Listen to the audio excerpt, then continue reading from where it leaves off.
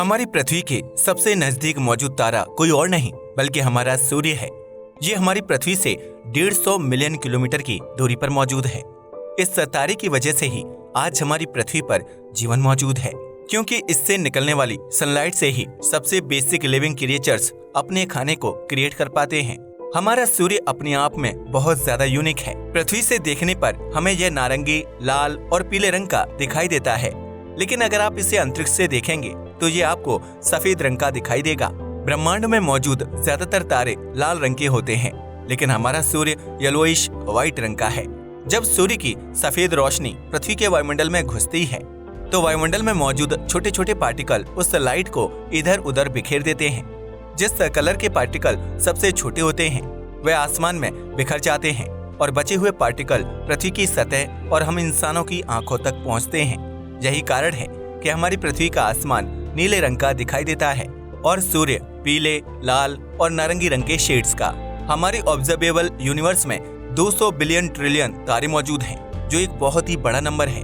मान लेते हैं कि ब्रह्मांड के सारे तारे एक लाइन से आपके सामने रख दिए जाते हैं। ऐसे में आप इन तारों की गिनती करना शुरू करते हैं और एक सेकंड में एक तारे की गिनती करते हैं। इतनी तेज रफ्तार से गिनती करने के बावजूद आपको आखिरी तारे तक पहुंचने में 6.34 ट्रिलियन सालों का समय लगेगा।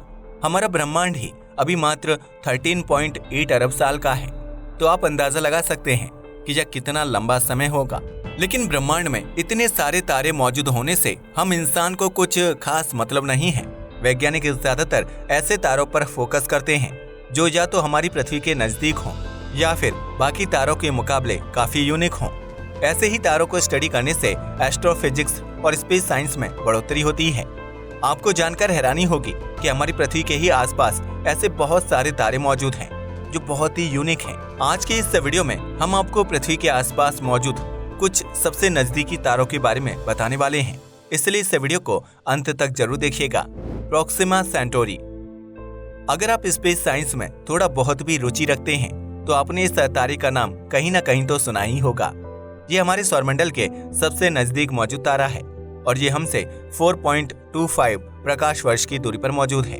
पृथ्वी से इतना नजदीक मौजूद होने के बावजूद यह तारा हमारी पृथ्वी से बहुत धुंधला दिखाई देता है और इसे क्लियरली देखने के लिए आपको एक टेलीस्कोप या फिर बाइनोकुलर्स की जरूरत पड़ेगी। प्रोक्सिमा सेंटोरी एक रेड डॉर्फ कैटेगरी का तारा है।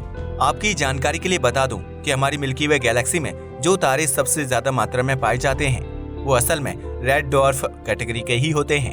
जैसा कि इनके नाम से ही पता चलता है, यह छोटे होते हैं और इनका रंग लाल होता है। आपको ये बात जानकर हैरानी होगी कि अंतरिक्ष में मौजूद लाल रंग के तारे सभी तारों के मुकाबले सबसे ज्यादा ठंडे होते हैं। वहीं जो तारे नीले रंग के होते हैं उनका तापमान सबसे ज्यादा होता है। प्रोक्सिमा सेंटोरी हमारे सूर्य के मुकाबले 7 गुना ज्यादा छोटा है और उसका द्रव्यमान हमारे सूर्य का 1/8 है। रेड डॉर्फ होने के साथ साथ वैज्ञानिक इसे फ्लेयर स्टार की भी कैटेगरी में डालते हैं। फ्लेयर स्टार उस तरह के तारे होते हैं जो आमतौर पर बहुत धुंधले और शांत रहते हैं, लेकिन कभी कभी अचानक से बहुत ज्यादा एनर्जी रिलीज करके ये अपने आप को चमकीला बना लेते हैं। यह एनर्जी रिलीज बहुत छोटे समय में ही खत्म हो जाता है, कई बार तो मात्र कुछ मिनटों में ही। वैज्ञानिकों द्वारा पब्लिश की गई रिसर्च से यह पता चलता है कि प्रोक्सिमा सेंटोरी समय समय पर इन खतरनाक फ्लेयर्स को अंतरिक्ष में भी रिलीज करता है। वैज्ञानिक बताते हैं कि यह फ्लेयर्स किसी भी ग्रह को पूरी तरीके से तबाह करने के लिए काफी हैं और अगर प्रोक्सिमा सेंटोरी के आसपास कोई भी ग्रह मौजूद है तो चांसेस हैं कि वह अभी तक बंजर बन चुका होगा।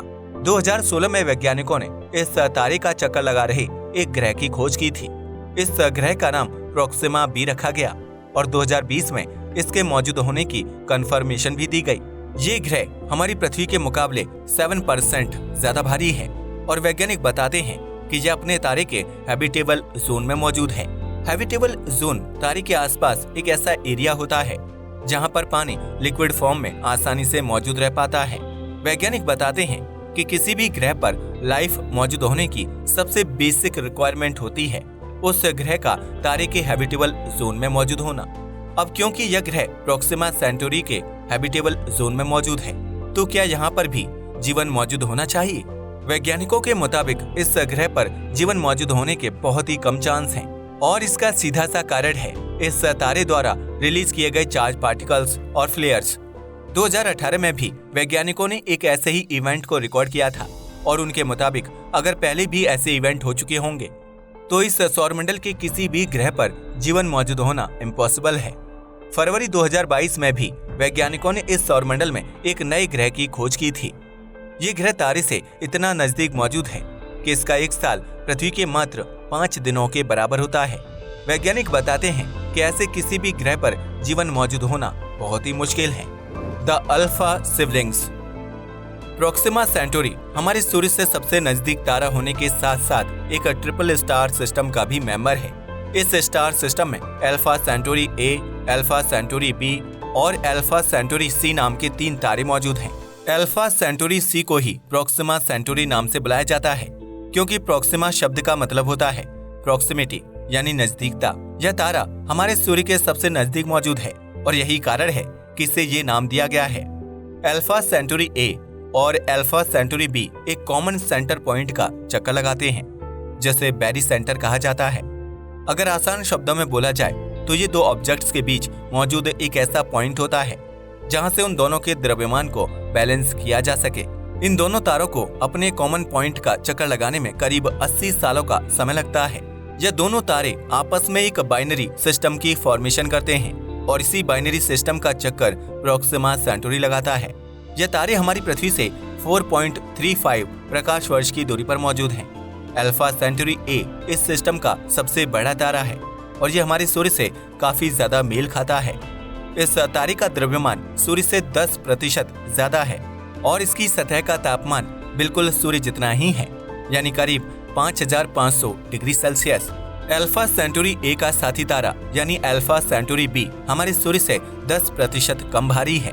सिर्फ इतना ही नहीं, यह एक के टाइप स्टार है यानी यह ज्यादातर ऑरेंज स्पेक्ट्रम में अपनी लाइट को अंतरिक्ष में रिलीज करता है। आपकी जानकारी के लिए बता दूं कि हमारा सूर्य और अल्फा सेंटोरी दोनों ही G2 टाइप स्टार हैं और यह अपनी ज्यादातर लाइट को ब्राइट येलो कलर में रिलीज करते हैं। आपको जानकर हैरानी होगी कि अल्फा सेंटोरी सिस्टम पृथ्वी के रात के आसमान में दिखने वाला तीसरा सबसे चमकीला ऑब्जेक्ट है। अगर आप इन्हें एक टेलीस्कोप की मदद से देखते हैं तो इन्हें आसानी से अलग अलग भी देख सकते हैं। अभी तक इन दोनों तारों के आसपास वैज्ञानिकों ने किसी भी ग्रह को डिटेक्ट नहीं किया है, लेकिन मार्च 2022 में पब्लिश हुई एक रिसर्च में वैज्ञानिकों ने यह बताया था कि अगर इस तारामंडल में कोई ग्रह मौजूद होता तो उसकी प्रॉपर्टीज एंड कंपोजिशन क्या होती। कैलकुलेशंस के बाद ये पता चला कि वह ग्रह पानी के मामले में बिल्कुल हमारी पृथ्वी जैसा ही होता, लेकिन उस ग्रह पर पृथ्वी के मुकाबले बहुत भारी मात्रा में कार्बन मौजूद होता, जिस वजह से वहां पर रहने वाली सिविलाइजेशन के लिए डायमंड्स एक नॉर्मल पत्थर समान होते। आज हमारी पृथ्वी पर डायमंड की कीमत इतनी ज्यादा इसलिए है क्योंकि यह पृथ्वी पर बहुत कम मात्रा में पाए जाते हैं। अभी भी इन तारों और इनके वातावरण पर रिसर्च चल रही है और इस बात की संभावना अभी भी जीवित है कि इनके पास कोई ना कोई ग्रह मौजूद हो सकता है। The runaway star. यह तारा काफी ज्यादा यूनिक है क्योंकि यह अपनी कंपोजिशन के लिए नहीं बल्कि अपने लोकोमोशन यानी मूवमेंट की वजह से फेमस है। ये भी ब्रह्मांड में मौजूद अधिकतम तारों की तरह ही एक रेड डॉर्फ तारा है जिसके अंदर से बहुत कम रोशनी बाहर आती है। इस तारे को सबसे पहली बार अमेरिकन एस्ट्रोनॉमर एडवर्ड बर्नार्ड द्वारा डिस्कवर और ऑब्जर्व किया गया था। उन्होंने अपनी स्टडीज में यह नोटिस किया कि यह तारा हर साल आसमान में अपनी परमानेंट पोजीशन को चेंज करता रहता है, जो कि एक बहुत ही विचित्र बात है। आमतौर पर तारे आसमान में मूव करते हुए नहीं दिखाई देते हैं। ये असल में तो अपनी जगह को चेंज कर रही होते हैं, लेकिन क्योंकि इनके साथ हमारी पृथ्वी भी अंतरिक्ष में ट्रेवल कर रही होती है, इसलिए इनकी मूवमेंट हमें पता नहीं चल पाती। इस तारे का नाम इसके खोजकर्ता यानी एडवर्ड बर्नार्ड के नाम पर ही रखा गया है और इसे बर्नार्ड स्टार के नाम से जाना जाता है। वैज्ञानिक बताते हैं कि यह अंतरिक्ष में 50 लाख किलोमीटर प्रति घंटा की रफ्तार से ट्रेवल करता है, जो एक बहुत ही तेज रफ्तार है। हर साल वैज्ञानिक इसे धरती के आसमान में 10.4 इंच मूव होता हुआ ऑब्जर्व करते हैं। ये तारा 20वीं सदी से ही बहुत फेमस रहा है क्योंकि इसे काफी सारी साइंस फिक्शन नोवेल्स में मेंशन किया जा चुका है, जिनमें से एक बहुत ही पॉपुलर नोवेल है हिटचाइकर्स गाइड टू द गैलेक्सी। सिर्फ इतना ही नहीं, 1960 के दशक में पीटर कैंप नाम के एक डच वैज्ञानिक ने यह दावा किया था कि इस तारे के पास उन्होंने 2 ग्रहों की खोज की है जिनका साइज ऑलमोस्ट जुपिटर ग्रह जितना है। जब इस चीज पर रिसर्च चालू की गई तो पता चला कि तारे के सामने कोई तो ऐसी चीज जरूर मौजूद है जो टेलीस्कोप में आसानी से डिटेक्ट की जा सकती है। लेकिन वैज्ञानिक ये पता लगाने में असमर्थ थे कि आखिर वह चीज है क्या। 1960 के दशक तक इस बात की पॉसिबिलिटी को माना जाता था कि बर्नार्ड स्टार के पास 2 ग्रह मौजूद हैं, लेकिन 1970 तक आते आते यह बात पूरी तरीके से गलत साबित हो गई। इसके पीछे का कारण जानकर आप भी चौंक जाएंगे। असल में वैज्ञानिक जिस टेलीस्कोप के जरिए इस तारे पर रिसर्च कर रहे थे, उस टेलीस्कोप में ही कुछ खराबी थी। वह सिर्फ बर्नार्ड स्टार के पास ही नहीं बल्कि बाकी भी सभी तारों के पास कोई ना कोई ऐसी चीज डिटेक्ट कर रहा था जो असल में मौजूद ही नहीं थी। ऐसी गलतियां आमतौर पर नहीं होती हैं, लेकिन बर्नार्ड स्टार के केस में इस गलती ने वैज्ञानिकों को बहुत लंबे समय तक दुविधा में डाले रखा। 1970 के दशक के बाद 2018 में यह फिर से क्लेम किया जाने लगा कि इस तारे के आसपास एक सुपर अर्थ प्लैनेट मौजूद है। आपकी जानकारी के लिए बता दूं कि सुपर अर्थ उन ग्रहों को कहा जाता है जिनका द्रव्यमान हमारी पृथ्वी के मुकाबले बहुत ज्यादा होता है। सिर्फ इतना ही नहीं, इनका कंपोजिशन भी थोड़ा बहुत हमारी पृथ्वी से ही मेल खाता है, जिस वजह से इनके नाम के आगे अर्थ शब्द को जोड़ा जाता है। 2021 में की गई स्टडी में वापस से वैज्ञानिकों को यह पता चला कि इस तारे के पास कोई भी ग्रह मौजूद नहीं है। इस बार इस चीज की खोज बहुत ही पावरफुल टेलीस्कोप नेटवर्क द्वारा की गई थी, इसलिए इसे गलत ठहराना भी बहुत मुश्किल था।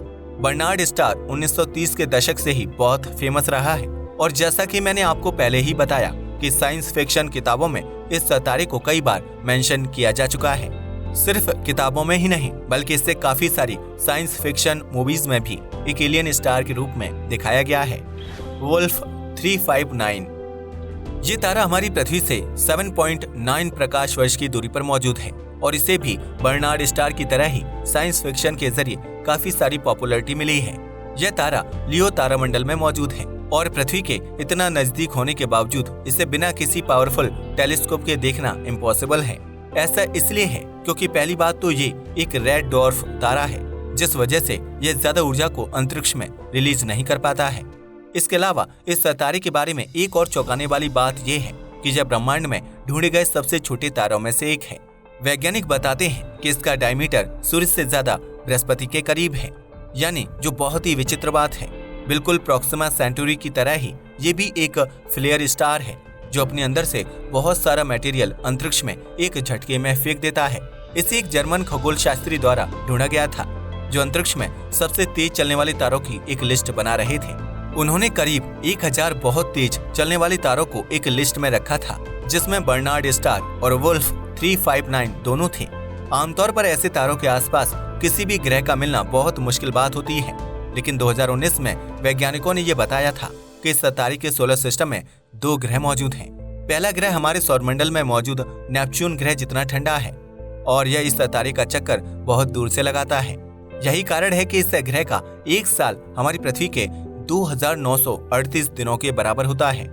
वुल्फ 359 का चक्कर लगा रहा दूसरा ग्रह पहले वाले से बिल्कुल विपरीत है। यह एक सुपर अर्थ प्लैनेट है जो तारे को इतना करीब से चक्कर लगाता है कि इसका 1 साल पृथ्वी के मात्र 2.69 दिनों के बराबर होता है। हालांकि वैज्ञानिक अभी भी इस बात को लेकर श्योर नहीं है कि यह ग्रह असल में ग्रह ही है या फिर कोई दूसरा ऑब्जेक्ट। भविष्य में होने वाली रिसर्च में इस सवाल का भी जवाब वैज्ञानिकों को मिल ही जाएगा। क्या आप ऐसे ही और भी तारों के बारे में जानना चाहते हैं तो हमें पार्ट 2 कमेंट बॉक्स में जरूर लिखें। आज के लिए बस इतना ही। वीडियो पसंद आया हो तो इसे लाइक और शेयर करें। धन्यवाद।